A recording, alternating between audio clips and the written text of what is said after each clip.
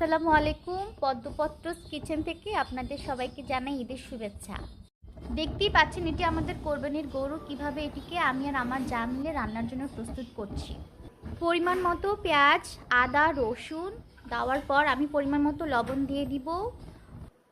পরিমাণ মতো আমি সব উপকরণ দিয়ে দিব। এই যে হলুদ গুঁড়ো, মরিচ গুঁড়ো একটু বেশিই দিয়েছি, কারণ আমরা একটু ঝাল খেতে পছন্দ করি। ধনিয়া গুঁড়া, জিরা গুঁড়া, আস্তে আস্তে গোটা মশলা আমি দিয়ে দিব। তেজপাতা, দারচিনি, এলাচ, লং সবগুলো দিয়ে আমি ঢাকনা দিয়ে দিব এবং একটু পরপর নাড়িয়ে চাড়িয়ে দিব যেন লেগে না যায়, কারণ কোরবানির মাংস বুঝে নিতে একটু লেগে গেলে খেতে একদমই ভালো লাগবে না।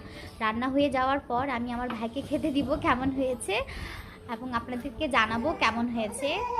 সে খেয়ে দেখছে কেমন হয়েছে।